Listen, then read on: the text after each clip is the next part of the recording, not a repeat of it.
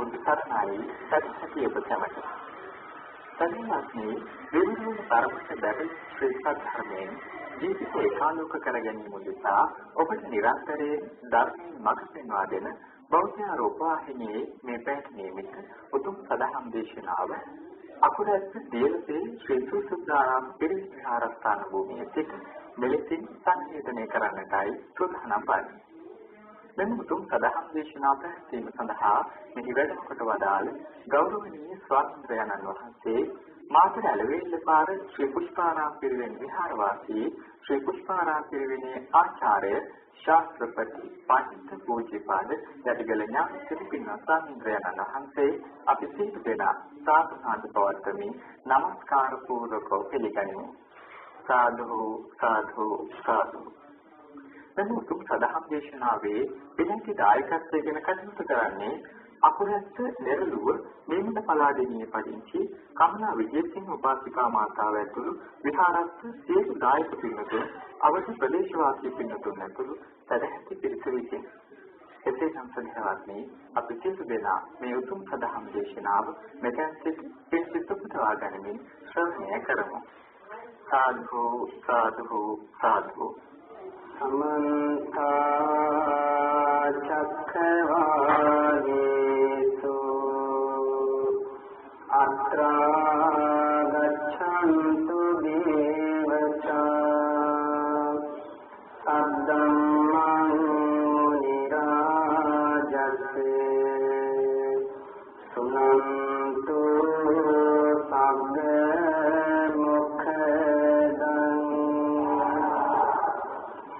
ධම්මස්සවන කාලෝ අයං බදන්තා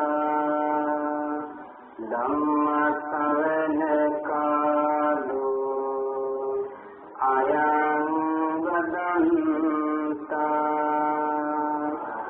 ධම්මස්සවන කාලෝ අයං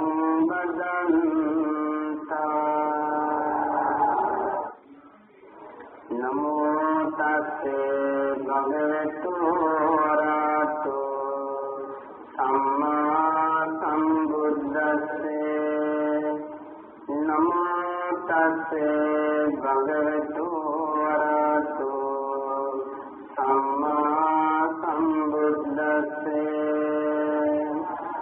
නමෝ තස්සේ භගවතු වරහතෝ සම්මා සම්බුද්දස්සේ දානං ච ධම්මචර්යා ච ඤාත කාලං ච සංඝෝ අනවජ්ජානි කම්මානි ඒතං මංගල මුත්තමන්ති.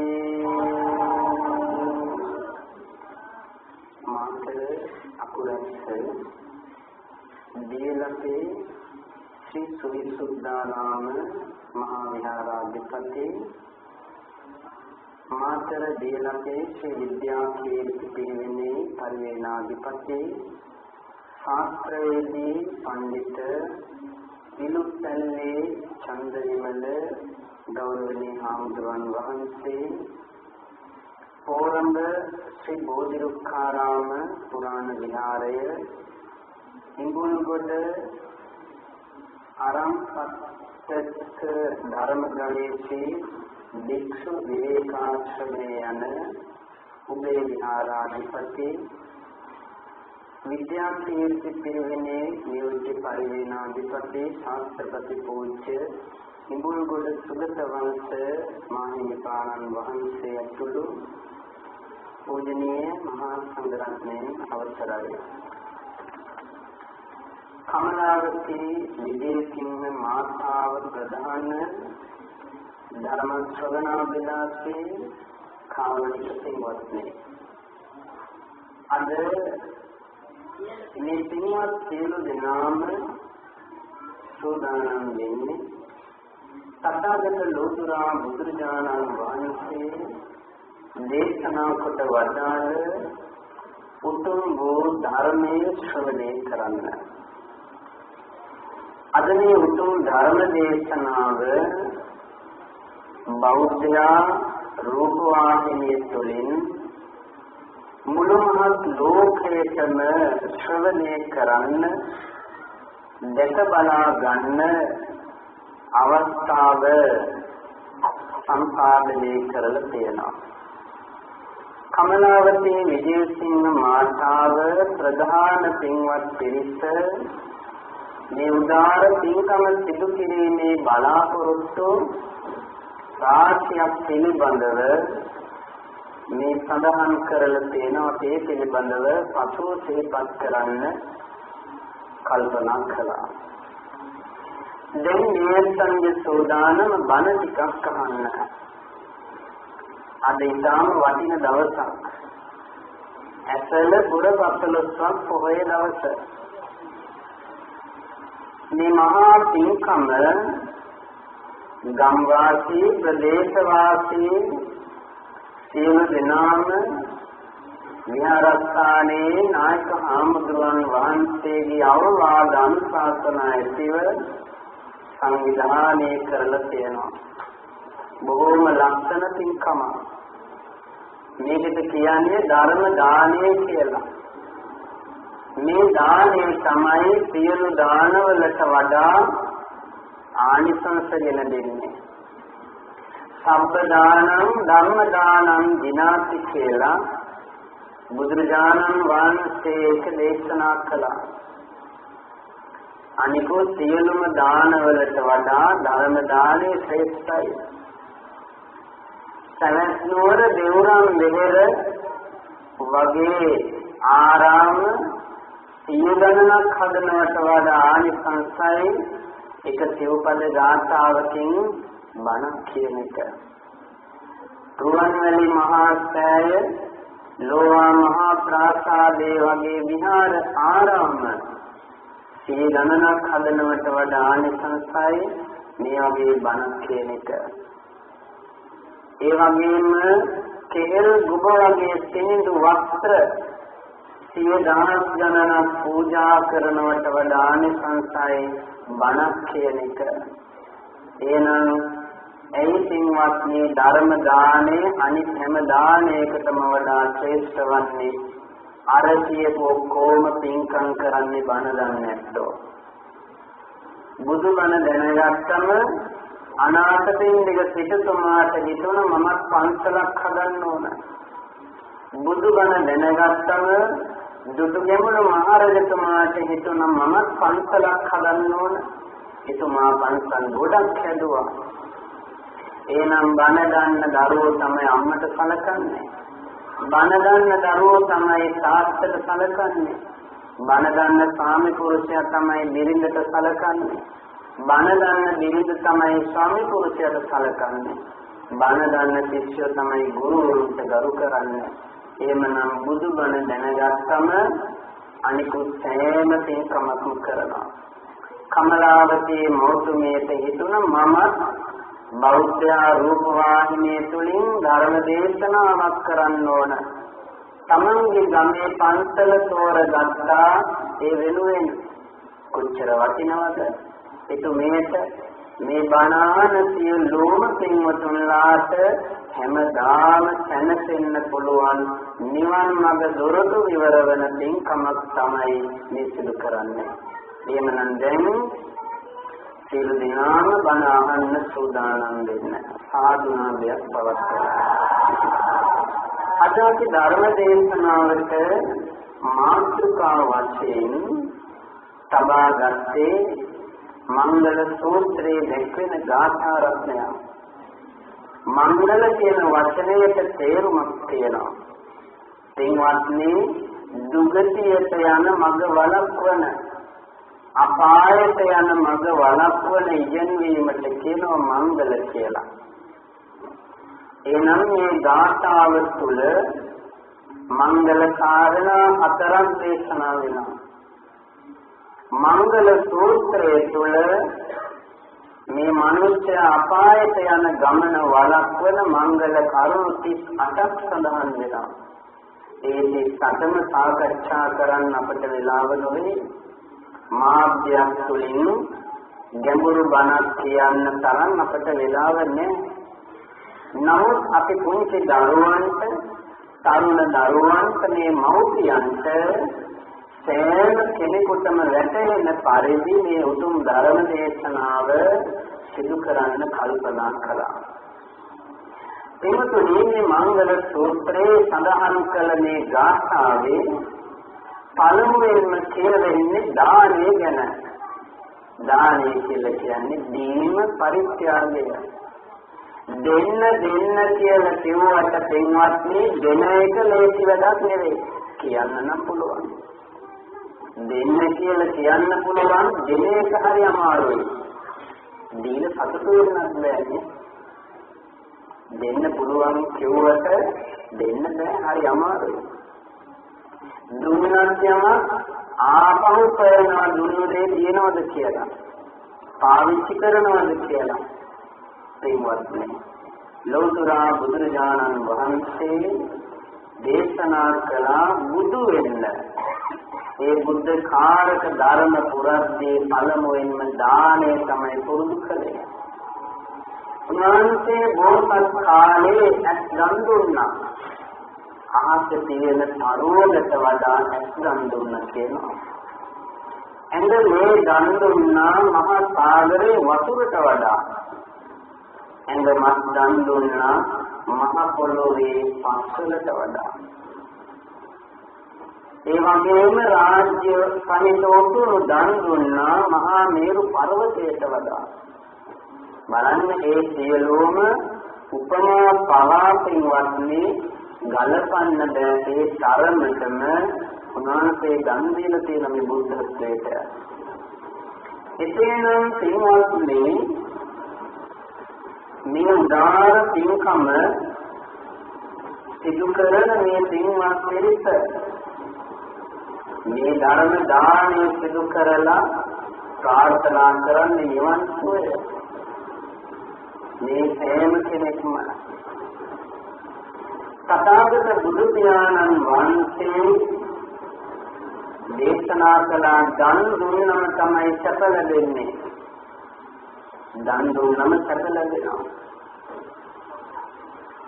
ඒ වගේම පින්වත්නි පංච බලයක් ලැබෙනවා දන් දුන්නම. ආයු වර්ණ සැප බල ප්‍රඥා. මනුෂ්‍ය කුලෙක දීර්ඝායු ඇතිව තමයි උපත ලබන්න ඕන. සමහර ජීවිත තියෙනවා පින්වත්නි බොහොම කුංචි කාලයක් ජීවත් වෙන්නේ. මව කුටින් දිවි වෙනකොටම මැරිලා. ආයුෂ දිනන්න නැහැ.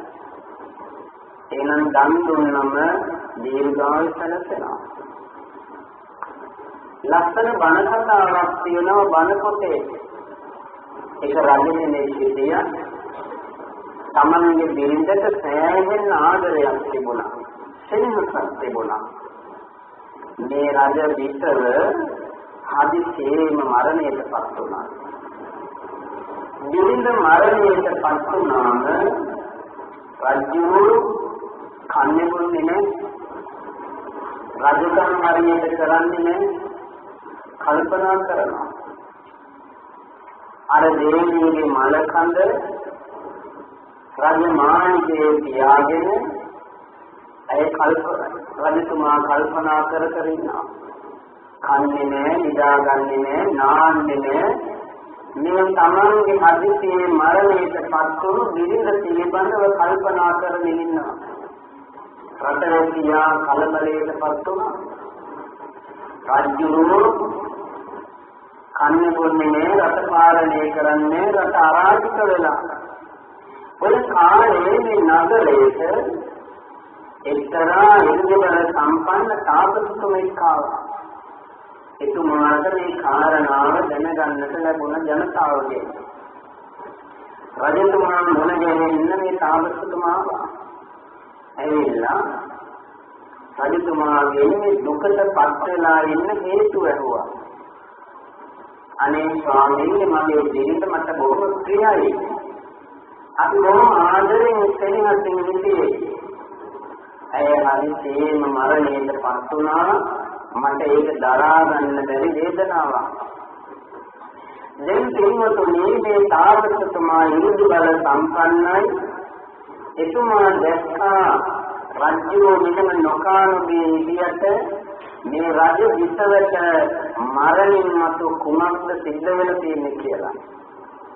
පින්වත්නි බලන්න සතරක නැති මේ මනුෂ්‍ය ජීවිතය ලබාගෙන මනුෂ්‍ය ආත්මයක් ලබා ගන්නට පින්වත්නි මරණයෙන් පස්සේ උරුම වෙච්ච ස්වභාවය තමයි ඒ තාපසතුමා කියනවා රජතුමනි ඔබතුමාගේ දේවිය මැරිලා ඉපදිලා තියෙන්නේ තිරිසන් ලෝකේ.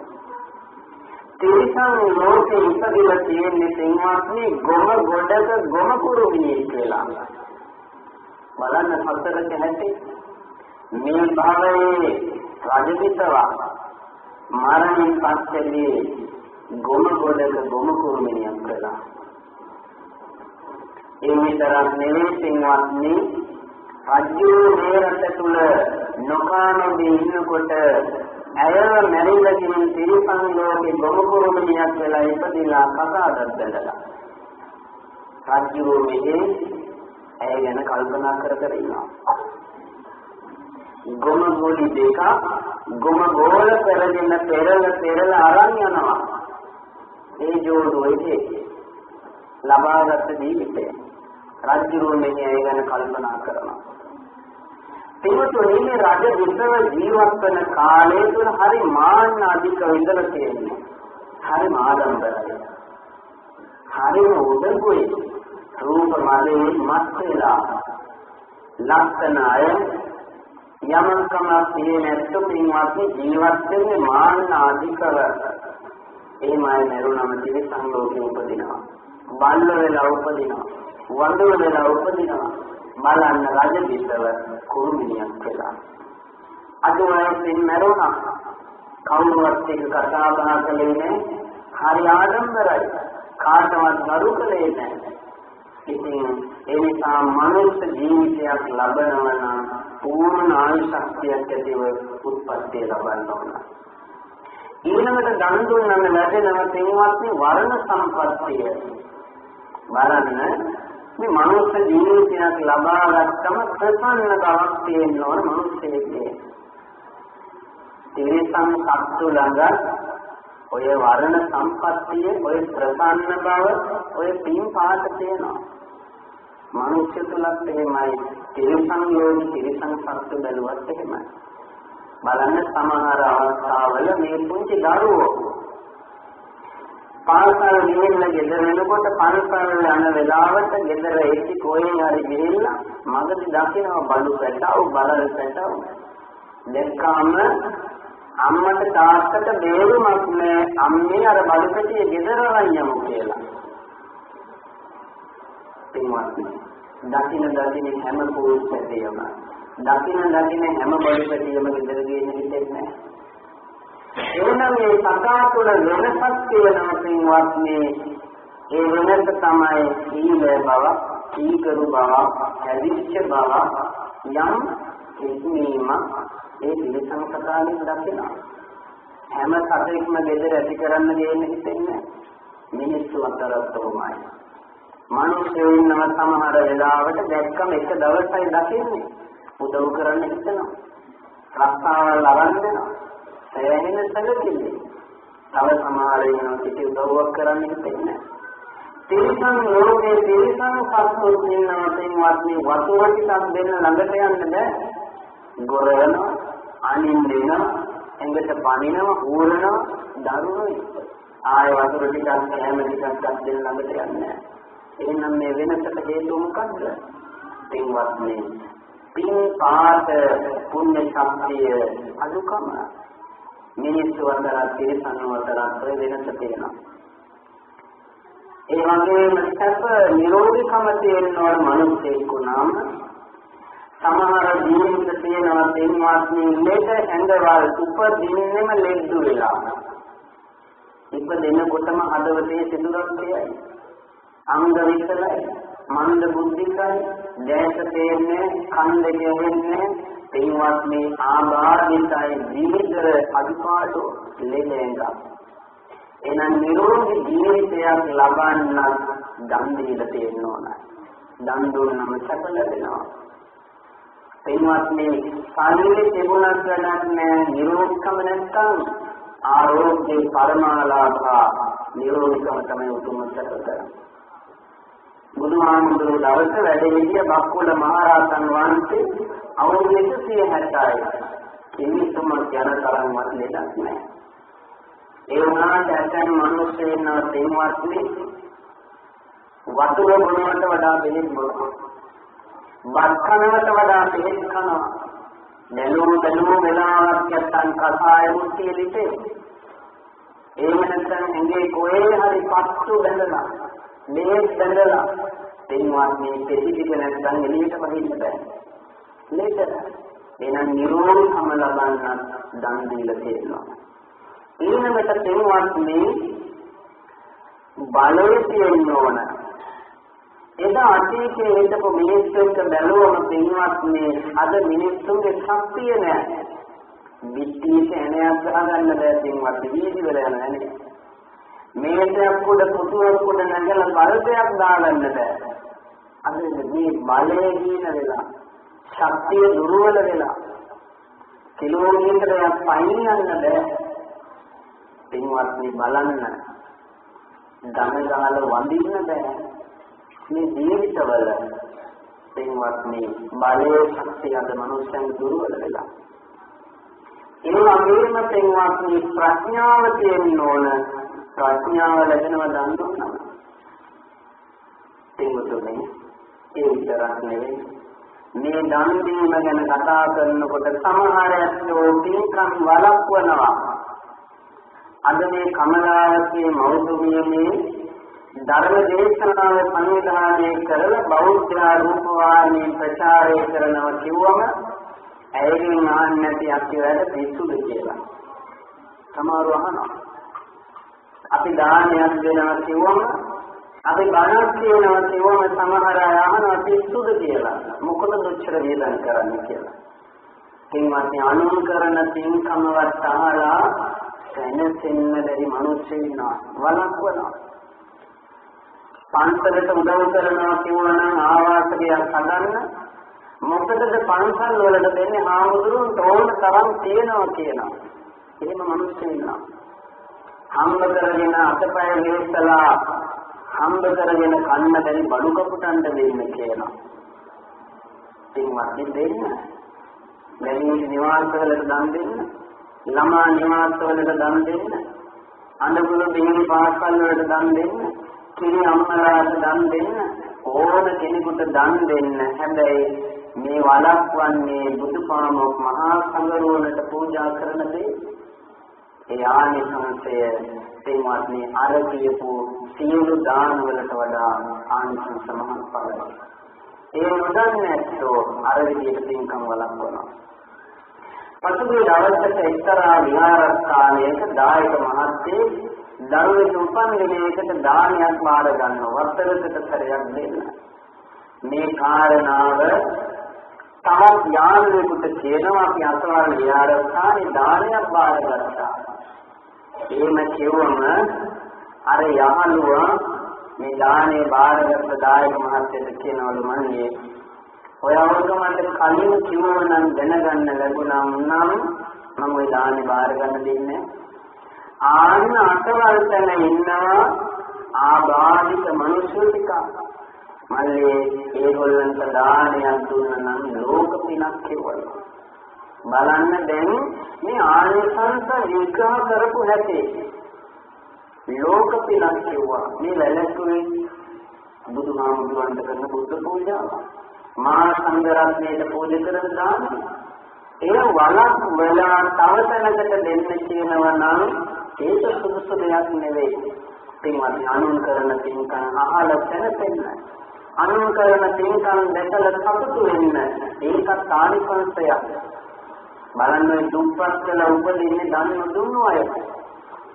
දන් නොදී දුප්පත් වුණත් මේ සමහර අය ඉන්නවා අනුන්ගේ සැප විඳින අය. තමන් දුප්පත් වෙනවා. ඒ වුණාට අනුන්ගේ සැප හොඳට විඳින මිනිස්සු ඉන්නවා. බලන්න ඇතැම් ඔය මැටි වරුන්ගේ හොඳ යාන වාහන පදවගෙන යන්නේ ඇමතිවරු නෙවෙයි. වෙනත් ගෝලේ දුප්පත් අය.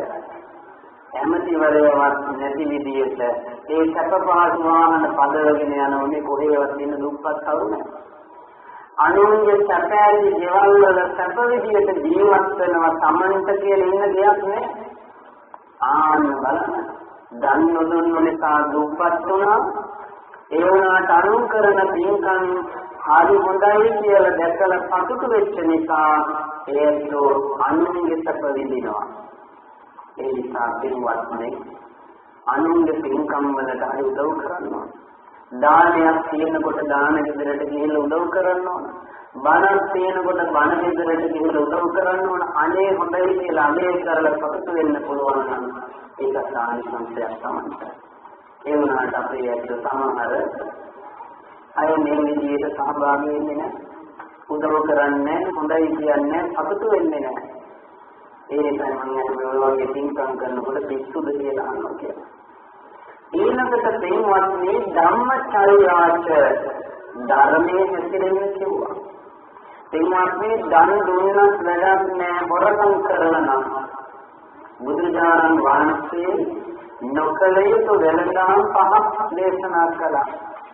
ආන්නේ විදියට වැරදි විදියට වෙලදාම් කරලා වැරදි විදියට අධාර්මිකව හම්බ කරලා කුඩු විකුණලා ගංජා විකුණලා කපිපු විකුණලා අරක්කු විකුණලා දන් දීලා වැඩක් නැහැ. ඒක අධාර්මිකයි ඒ දාන වස්තුව. ඒ නිසා ධම්මචර්යාච ධර්මානුකූල ජීවිතයක් ගත කරන ඇත්තෝ ධම්මෝ හරේ රක්ඛති ධම්මචාරී ධර්මයේ විසින් ආරක්ෂා වෙනවා. පින්වත්නි සමහර අය මහා කඳු වලට යට වෙනවා. දවස් 4-5 ඉර වෙලා ඉඳලා ජීවිත දෙරෙනවා. පසුගිය දවසක පිළිවෙලක රටේක 9 දිනක් ගිහිල්ලා ප්‍රපාතයකට පෙරලෙනවා. පින්වත්නි සීරීමක්වත් නැතුව දෙරෙනවා. තව සමහර අය හිතාගන්න බැරි විදියට මැරිලා යනවා. බලන්න පින්වත්නි ආරක්ෂාව රැකවරණේ නැහැ. තමන්ගේ ජීවිතයට රැකවරණයක් තියෙන ආරක්ෂාවක් තියෙන්නේ ධර්මානුකූලව ජීවත් වෙන අය ධර්මයේ විසින් රැකදෙනවා. ඒකතුනේ ඒකට හරිය ලස්සන බණ කතාවක් තියෙනවා. මේ ලංකාවේ අතීතයේ වෙනදාම කරන බොහොම ධර්මානුකූලව ගුණවත්ව ජීවත් වෙන වෙළඳ පුත්‍රයෙක් සිටිය නන්දිය කියලා. මේ වෙළඳ මහත්මයා විවාහක කෙනෙක් තමන්ගේ ස්වාමි දිරියට අවවාද කරලා පරිස්සම් නැතුව ගෙදර ඉන්න උපදේශ දීලා නිදෙස්ගත වුණා. මේ ස්වාමි පුරුෂයා දෙන්නම ගුණ යහපත්කමින් යුක්තයි, දෙන්නම සිල්වත්, දෙන්නම ධර්මානුකූලව ජීවත් වෙනවා. ස්වාමි පුරුෂයයි බිරිඳයි දෙන්නම ඉතින් බිරිඳට අවවාද කරලා වෙළඳාමට නිදෙස්ගත වුණා. මේ බණ කතාව හරි වටිනවා පින්වත්නි. නෝන රට ගිහිල්ලා ඉන්න ස්වාමි පුරුෂයන්ට මේ බණ කතාව හරි වටිනවා. ස්වාමි පුරුෂයා රට ගිහිල්ලා ඉන්න බිරිඳවරුන්ට බලන්න හිතන්න ගොඩක් කාරණා මේ බණ කතාවේ තියෙනවා. ඉතින් ස්වාමි පුරුෂයා නිදෙස්ගත වුණා වෙළඳාමට. දැන් බිරිඳ තමයි ඇයි බොහොම ලස්සනයි. රූප ස්වභාවයෙන් යුක්තයි. පාරකට යනවා කියන එක ලේසි වැඩක් නෙවෙයි. මොකද මහත්යක් රටකින්ද. ඉතින් දැන් ස්වාමි පුරුෂයා විදේශගත වෙලා මේ අතරේ මේ රටේ රජකම් කරපු රජු තමන්ගේ ඇමතිවරයෙකුට අර ගුණවත් කාන්තාව ජීවත් වන ප්‍රදේශයේ බලය පවරලා දුන්න එහෙ පාලනය කරන්න කියලා. ඉතින් ඇමතිවරයා දැන් මේ ගමට යනවා. ඔහු පිළිගන්න මහා උත්සවයක් සූදානම් කරලා. ඒ උත්සවයට ගමේ මිනිස්සු එකතු වෙලා එතෙන්ට අර ගුණවත් දිරිඳ කාන්තාවත් ලස්සනට ඇඳ පැළඳලා ඇවිල්ලා හිටියා. ඇමතිවරයා දැන් ඒ නගරේ ඒ ගමේ සිරි නාරදමින් ඇවිදගෙන යද්දී අර ලස්සන කාන්තාව දැක්කා. එතකොට මේ ඇමතිවරු කියන්නේ අද වගේ එකක් එහෙම තමයි බැලුවම. අර ලස්සන කාන්තාව දැක්කම උන්වහන්සේ අමතක වුණා ඇමතිකමක් වුණා. ගෙදරදී අර රූපේ අරගෙන ගෙදර ගිහිල්ලා තව කාන්තාවකට සුදුපඳුරු දීලා අර සත්පුරුෂ කාන්තාවට පණිවිඩයක් කරන් යනවා මේ ඇමතිවරයා දිරිඳ වෙන්න කියලා. එතකොට බලන්න ධර්මයේ ජීවත් වෙන මිනිස්සුන්ගේ ස්වභාවය අර සුදුපඳුරු අරගෙන මේ කාන්තාවට උගන්වනවා ඇමතිවරයාට කියන්න කියලා ලස්සන බණක් දෙනවත් නේ. ඇය මේ ගිය ආගන්තුක කාන්තාවට කියන ඇමතිවරයාට මෙන්න මෙහෙම ප්‍රකාශ කරන්න. මේ මිනිස්සේ ඇඟ රත්තරන් විදී මුතුමැණික් වලින් නිර්මාණය වුණ එකක් නෙවෙයි. මේ ඇඟ කෙස්ලොම් නියදත් ආදී කුණප කොටස් කුණු ගොඩවල් දෙකකින් හැදිච්ච එකක්. ඒ නිසා මේ කුණු ඇඟට ආලය කරන්න ආස කරන්න එපා කියලා පණිවිඩය යවනවා. ඒවත් මේ පණිවිඩය අරන් ඇමතිවරයාට ගිහින් කිව්වම මොන ඒක ගණන් ගත්තේ නැහැ. දෙවනුවටත් යවනවා. තුන්වෙනි වතාවටත් යවනවා. එන්වත් මේ ඇය ඒ විදියටම බණපදයක් ලියලවනවා ජීවිතය පිළිබඳව. ඒ බණපදේ ඇහුවට මේ ඇමතිවරයාට බණ තේරෙන්නේ නැහැ. ඊට පස්සේ මොකද කල්පනා කරන්නේ? මේ කාන්තාවගේ විදේශගත වෙච්ච ස්වාමි පුරුෂයා මරන්න කටයුතු කරනවා. මරලා හරි ගන්නවා කියලා. එහෙම කල්පනා කරලා තින්වත් මේ ඇදුරේ කල්ලාගත්ත මන්ත්‍රේ කරුවෝ. අල්ලගෙන මේ ඇමතිවරයා කනත්තකට සොහන් පිටෙන්නකට ගිහලා ජප කරනවා. එයින්වත් මෙන්න ජප කරලා මේ මන්ත්‍ර කරුවා එක්ක අර මේ ස්වාමි පුරුෂයා විදේශ රටේ ඉඳලා නැවක නැගලා ආපහු එනවා ලංකාවට මහමුහුදේ.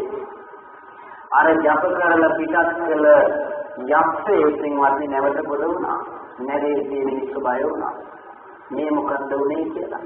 පින්වත් අර සත්පුරුෂ මිනිසයා ඉදිරියට ඇවිල්ලා කවුරුවත් බය වෙන්න එපා පිටුරුවන්ගේ ගුණසේ පත් කරමු කියලා බුදුන් දහම් අඟුල් තරණ ගියා. යක්ෂයාට ඉන්න බැරි වුණා. පැනලා ගියා. ආයමත් ගියර මතුරුණ තැනට දෙන්වත් මේ යකදුරා දෙතුන් සරයක්ම අර යක්ෂය ඇව්වා. ඒ හැම වතාවකම ආපහු නැරිලා ආවා. අර සත්පුරුෂ මිනිස්සයා මරන්න බැරි වුණා. හතරවෙනි වතාවටත් කියවුවා. එතකොට ඒපත් කළේ තුනුරුවන්ගේ ගුණ බුද්ධං සරණං ගච්ඡාමි කියලා.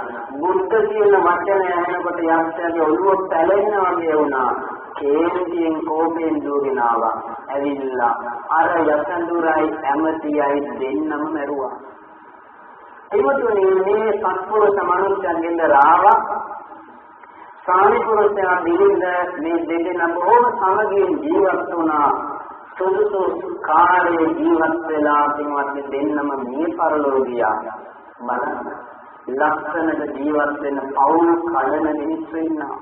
හැබැයි ධර්මානුකූලව ධර්මයේ තුල ගුණ යහපත්කමින් ජීවත් වෙන මිනිස්සුන්ගේ ඒ පෞල් ભેද දින්න කරන්න පුළුවන්කමක් නැහැ කියන එක පේනවා ධර්මානුකූල ජීවිතයක් ගත කරනකොට.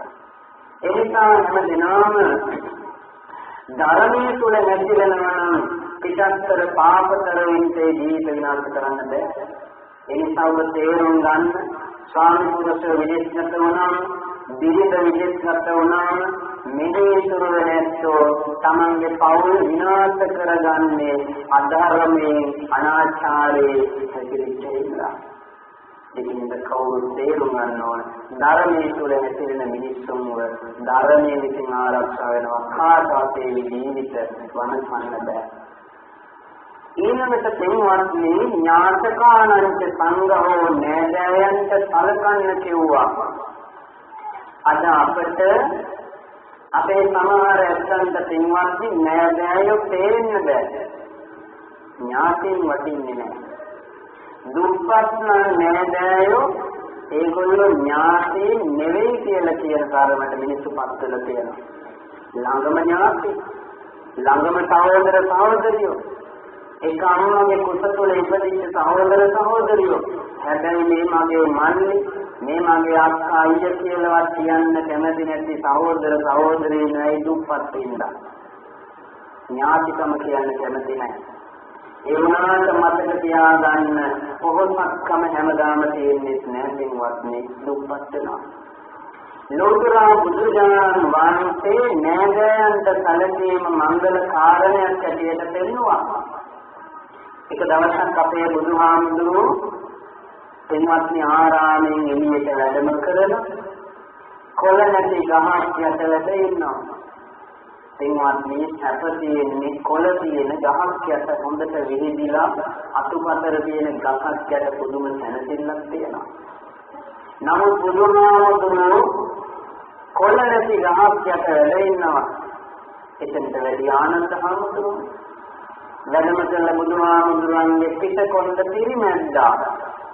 අයියනේ ඥාතිවරේ පිට කොණ්ඩ පිරිමැදිනේ බුදුරජාණන් වහන්සේගෙන් අහනවා ස්වාමීනි අද මහ පුදුම ප්‍රසන්න බවක් වෙනවා. පුදුමාකාර සැනසෙල්ලකින් විවේක සුවයෙන් වැඩ ඉන්න බවක් පේනවා. මේ කොළ නැති ගහක් යට බුදුහාමුදුරනේ මොකද්ද තියෙන සැපත?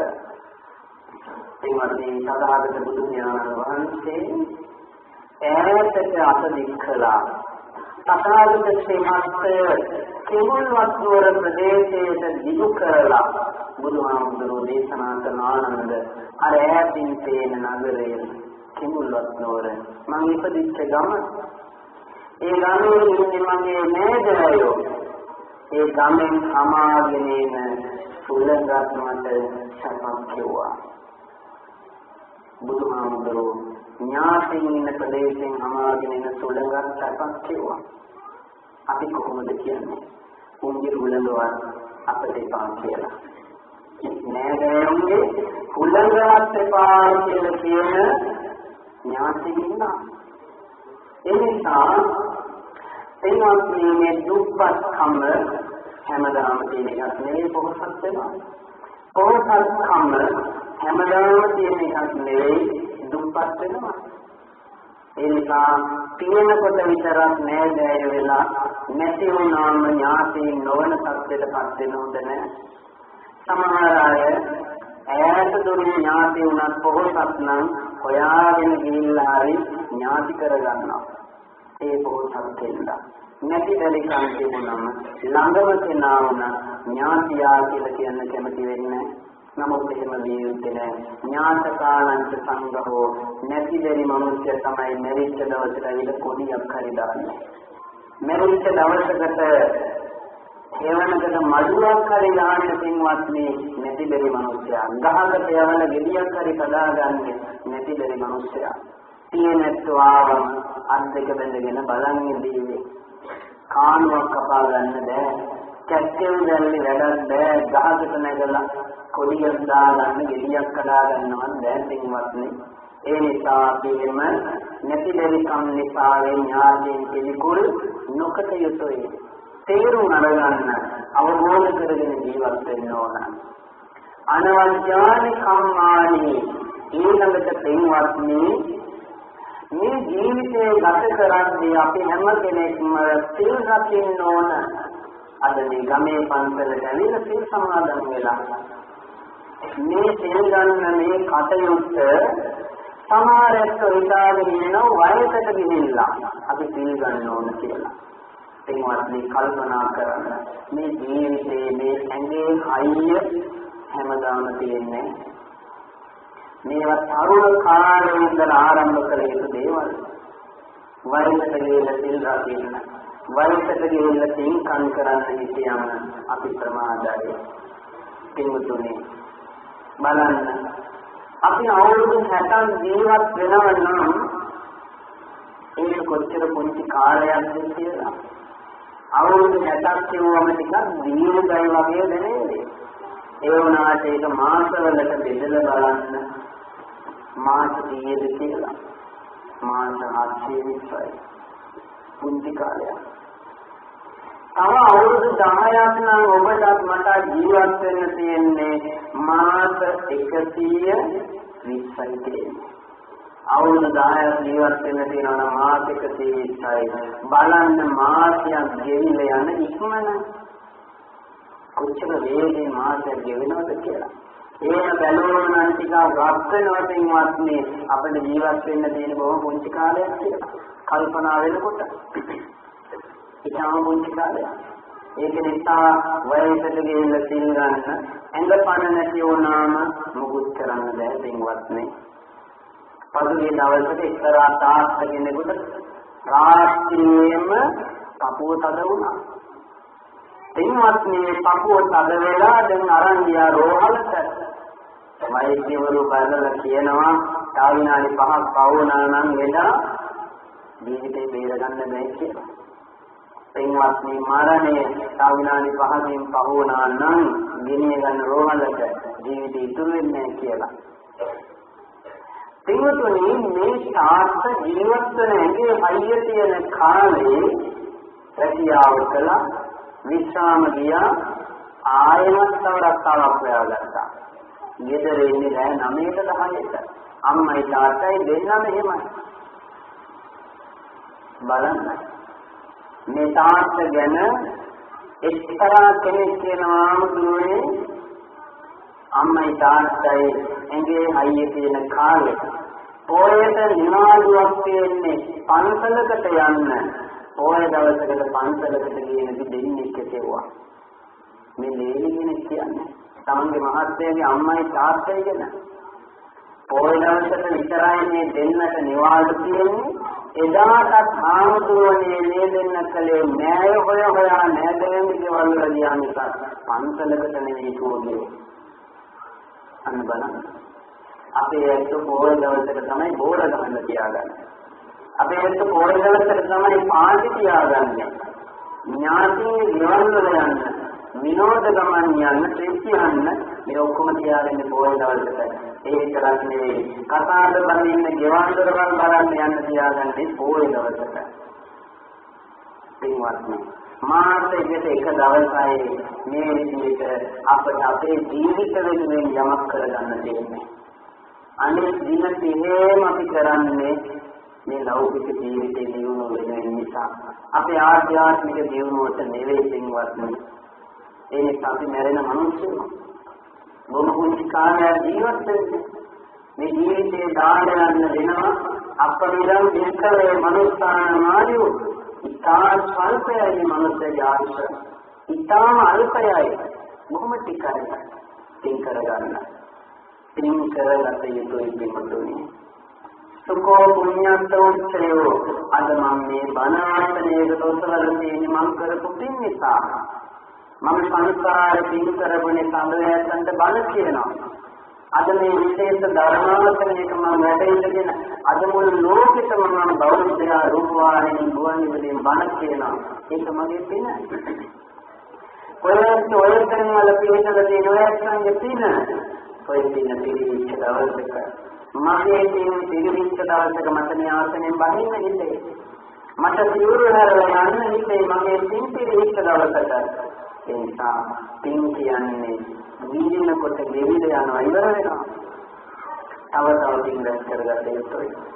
ලෝභය, ද්වේෂය, මෝහය, අකුසල මූලයන් දුරු කරගන්න උත්සාහ කරන්න ඕන. දන් දෙන්න ඕන, සීල රකින්න ඕන, භාවනා කරන්න ඕන, මල් පහන් පූජා කරන්න ඕන, තුරුවන් අදහගෙන ජීවත් වෙන්න ඕන. ඒක තමයි මේ මනුස්ස ජීවිතයේ තියෙන්න ඕන. සාමි පුරුෂයා දිනින්ද යහපත් ජීවිත ගත කරන්න ඕන. අද සමහර පෞල් ජීවිත තියෙනවා මේ ප්‍රශ්න ගිනි ගෙවල් බවට පත් වෙලා සාමි පුරුෂයා දිනින්ද අතර කිසිමගියක් නැහැ. කතාන්ත බඳින්නට කලින් නම් මා බුදු මාදරියක් තිබුණේ. කෑවද කියලා හොයනවා, නෑවද කියලා හොයනවා, ලෙඩ වෙලාද කියලා හොයනවා, ගෙදර ඉන්නවද කියලා බලනවා, තනියෙන් ඉන්නේ කියලා සොයනවා, ඔක්කොම හොයනවා. බැන්දට පස්සේ ගෙදරින් බැහැලා යනවා. සති ගානක් ගියේ කොහෙද, ඉන්නේ කොහෙද කියලාවත් හොයන්නේ නැහැ. ඒ ආමන්ත්‍රණයක් නැහැ. ඒ තින්වත්නි ප්‍රේතියක් එක්ක වගේ ජීවත් වෙන පවුල් නෙවෙයි ඒ වාසනාවන්ත පවුල්. ප්‍රේතේ දෙවඟනක් එක්ක ජීවත් වෙනවා වගේ පවුල් තියෙනවා. ඒකත් අවාසනාවන්ත පවුල. ස්වාමි පුරුෂය ප්‍රේතේ දිරිඳ දෙවඟනක් වුණාට වැඩක් නැහැ. ඒ වගේම ස්වාමිය දෙවියෙක් දිරිඳ ප්‍රේතියක් වෙලා ඒත් වැඩක් නැහැ. ඒ නිසා දෙවියෙක් දෙවඟනක් එක්ක ජීවත් වෙනවා වගේ පවුල් ජීවිතයක් ගත කරන්න ඕන. ඒක තමයි ලෝකේ තියෙන වාසනාවන්තම පවුල. එහෙමනම් ස්වාමි පුරුෂයා සිල්වත්, පරිත්‍යාගශීලී යුක්තයි, දන් දෙනවා, ගුණ යහපත්කමින් යුක්තයි. දිරිඳ සිල්වත්, දන් දෙනවා, ගුණ යහපත්කමින් යුක්තයි. දෙන්නම දෙවිවරුන් ළඟ තියෙන ගති ගුණ තියෙනවා. දෙවියෙක් දෙවඟනක් එක්ක වගේ සතුටින් සමගියෙන් ජීවත් වෙනවා. ඒ සඳහා මෙලොව වශයෙන් ඔබ හැම දිනාටම මේ මංගල කාරණා අපායට යන ගමන නතර කරන, දුගතියට යන ගමන වළක්වන මේ මංගල කාරණා හතරක් අපි මේ වෙලාවේ අවස්ථානුකූලව සිහිපත් කරන්නට යෙදුනේ. හැම දිනම සතුටු වෙන්න, සැනසෙන්න, බෞද්ධ රූපවාහිනිය තුළින් ප්‍රචාරය වෙන මේ උතුම් ධර්ම දේශනාව තමන්ගේ ගමේ පන්සල තුළ මාතර කුරැස්ස දීලපේ සුසුද්ධාරාම පිරිවෙන් විහාරස්ථානයේ සිට මේ ධර්ම දේශනාව මුළු මහත් ලෝකයේම සංනිවේදනය කරන්න දායකත්වයෙන් කටයුතු කළ අපේ අකුරැස්ස නිරනුව මීමන පලාගෙනියේ කමලා විදේශින් උපාසිකා මාතාව ඇතුළු විහාරස්ථ සියලු දායක පින්වතුන් හා අවත ප්‍රදේශවාසී පින්වතුන්ලාගේ දායකත්වයෙන් මේ උතුම් ධර්ම දේශනාව සංවිධානය කළා. කවුරු සතුටු වෙන්න සැනසෙන්න අපි බණ ටිකක් කෙරුවා. ඒ ධර්මය අපේ ජීවිතවලට එක්වාසු කරගෙන යහපත් ජීවිත මෙලොව වශයෙන් ගත කරලා පරලොව වශයෙන් සැනසෙල්ල උදා කරගෙන ප්‍රාර්ථනා කරන බෝධියකින් නිවන් දකින්න අපට මේ පින්කම පාරමිතාවක්ම වේවා කියන උදාර සිතුවිලි පෙරදරි කරගෙන අපි පුණ්‍යානුමෝදනා සිදු කිරීම සහ ආශිර්වාද ප්‍රාර්ථනා කිරීම සිදු කරමු. අද මේ ධර්ම දේශනාව දියලතේ පිරිවෙන් විහාරස්ථානයේ සංවිධානය කරන විහාරාධිපති ශාස්ත්‍රවේදී ඉදුප්පල්ලේ චන්දවිමල ආමුදුන් වහන්සේගේ අවවාද අනුශාසනා සහිතව මේ උදාර පින්කම සිදු කළා. කමලාවතී මෞලවිය ඇතුළු දායක පින්වතුන්ලාගේ දායකත්වයෙන් මේ පින්කම සංවිධානය කරලා බලාපොරොත්තු ආරමුණ හැටියට සඳහන් කරනු ලබන්නේ අකුරැස්ස දියලපේ සුසුද්ධාරාම පිරිවෙන් මහා විහාරස්ථානයේ වැඩ සිට පවත්වී වදාළ අති ගෞරවනීය දියලපේ සුගතනන්ද නායක ආමුදුන් වහන්සේ, ඉඟුල්ගොඩ චන්ද්‍රානන්ද නායක මාහිපාණන් වහන්සේ, දියලපේ මහින්ද නායක මාහිපාණන් වහන්සේ, එවැගේම දෙල්ලව ශ්‍රී කේමානන්ද ස්වාමීන් වහන්සේ, විචිත්‍ර ධර්ම කතික පූජ්‍යපාද ගොඩසිටි ශ්‍රී විමලතිස්ස ස්වාමීන් වහන්සේ සහ බෞද්ධයා මාධ්‍ය ජාලයේ නිර්මාතෘ අපවත්ී වදාළ අතිගෞරවනීය දරණාගම කුසල ධම්ම නායක මාහිපාණන් වහන්සේ ඇතුළු අපවත්ී වදාළ මහා සංඝ රත්නය, එවැනිම දායකත්වයෙන් කටයුතු කරන්නට යෙදුණු කමලා විජේසිංහ මහත්මිය ඇතුළු ඒ පින්වතුන්ලාගේ නමින් මිය පරලෝකයේ මව්දෙමව්පියන්, ගුරුවර බන්දු මිත්‍රාදී සියලු ඥාතීන්ට රට ජාති ආගම වෙනුවෙන් ජීවිත පරිත්‍යාග කළ ත්‍රිවිධ හමුදාවේ හා පොලිසියේ සියලුම රණවිරුවන්ට මෙම උතුම් පින්කමට සහයෝගය දැක්වූ අවවාද අනුශාසනා කළ මේ විහාරස්ථානයේ සියලුම මහා සංඝ රත්නයේට රටවාසී ලෝකවාසී සියලුම දෙනාට හමුදාවේ සහ පොලිසියේ ආබාධවලට ලක් වෙලා දැනට තාමත් ප්‍රතිකාර කටයුතු ලබන ආබාධිත සියලු රණවිරුවන්ට නිරෝගී සුව ප්‍රාර්ථනා කරගෙන ඒ අනුව අපවත් දේවදාන මහා සංඝ රත්නයේ පින් අනුමෝදන් කරමින් මේ පරලෝකීය සියලු ඥාතීන්ට පින් අනුමෝදන් කරමින් සුජීවත්ව සිටින සියලුම දෙනාට ආශිර්වාද ප්‍රාර්ථනා කරමින් මේ උදාර පින්කම සිදු කළා. ධර්ම ශ්‍රවණය කරලා දහම් පඬුරු පූජා කරලා මේ උතුම් ධර්ම දාණයෙන් සිදු කරගත් මහා කුසල ශක්තියෙන් ඔබට සෑම දිනාටම නිවනින් සැනසෙන්න පාරමිතාවක්ම වේවා කියලා ප්‍රාර්ථනා කරමු.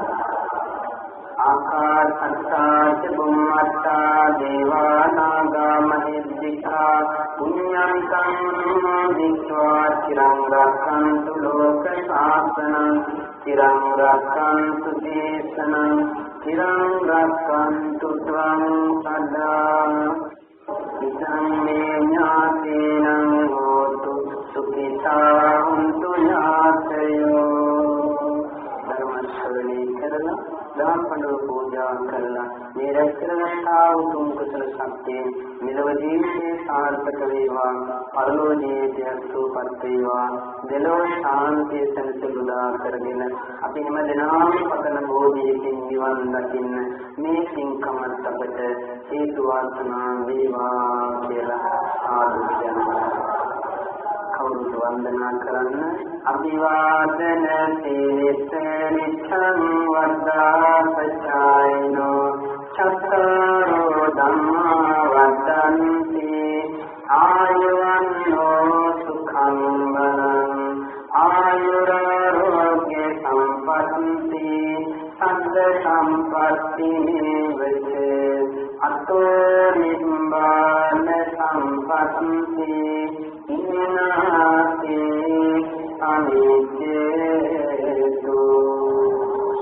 साधु साधु साधु විලේශීයන ගුණධම් සිත්යේ රෝපණය කරගන්නට මඟ පෙන්වාලමින් එමුතුම් සදහම් දේශනා පවත්වාවදාළ ගෞරවනීය ස්වාමීන් වහන්සේ ආපරාල වේදපාර ශ්‍රී පුෂ්පාරාම පිරිවෙන විහාරවාසී ශ්‍රී පුෂ්පාරාම පිරිවෙනේ ආචාර්ය ශාස්ත්‍රපති පඬිත් පූජ්‍යපාද යටිකල ඥානසේන පින්වත් ස්වාමීන් වහන්සේට තව සිහත් කාලයක් මෙවැනි අති උතුම් ශාස්ත්‍රීය ක්‍රියාවන් නිරත වන්නට ශක්තිය ධෛර්යය නිරෝගී ජීවනයේ කළ සේවායි අපි සියලු දෙනා සාමනාද පවත්වමින් නමස්කාර පූර්වක ප්‍රාර්ථනා කරමු. සාදු සාදු සාදු